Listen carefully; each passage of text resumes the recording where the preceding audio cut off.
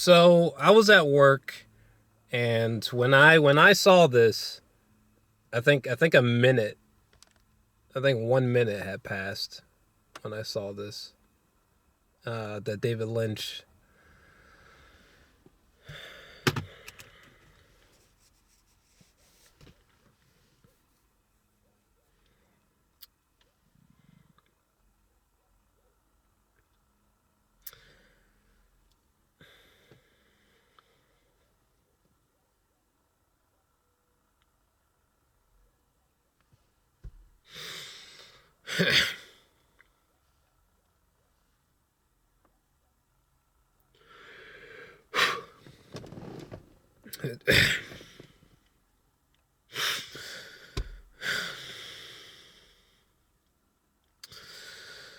David Lynch.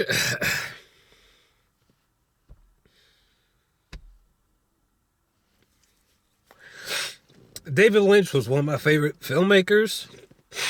He was one of my favorite artists.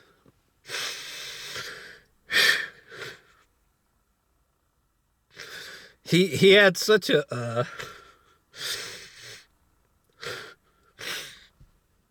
he has such an influence on my life.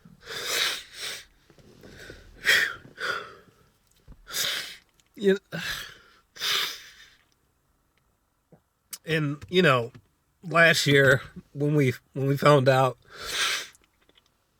it was like last year or the year before. I think it was last year we found out that he had been greatly impacted by him smoking.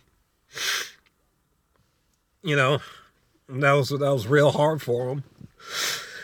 I knew something was wrong. I knew something was wrong then. Um,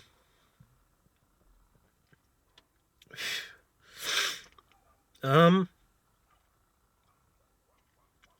I've only just seen that, and God only knows what Kyle said, from Twin Peaks, and I I still need to finish Twin Peaks.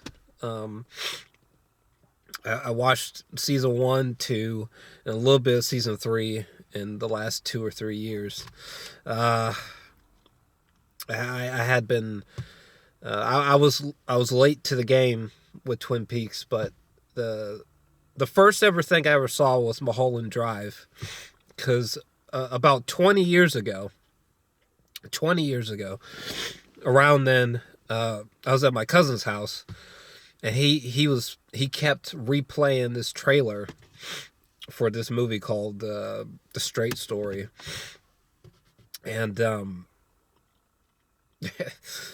me and my cousin, we would poke fun at this trailer, um, because it was like something about like a man like traveling across America and a tractor or something, and me and my cousin thought this was like the funniest, weirdest thing ever. We were just like, why would anyone want to make a movie like this? And then I remember, fast forward time, and I was into mindfuck films, and Mulholland Drive came up, and I had just seen Memento, and I was looking for other mindfuck films, and I saw something called Mulholland Drive, and I watched Mulholland Drive, and it completely changed my life creatively. And from that, I went to Eraserhead and Blue Velvet, Lost Highway, and on and on and on. And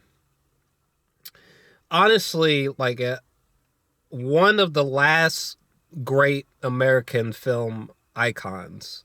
His absurdist, surreal, dark humor, dream logic-y, trippy films, um, is actual art. It's cinema, truly.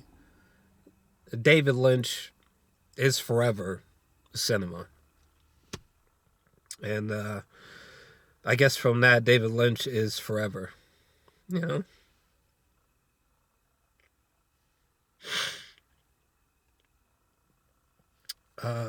So I guess now is a good time to finish season 3 of Twin Peaks. And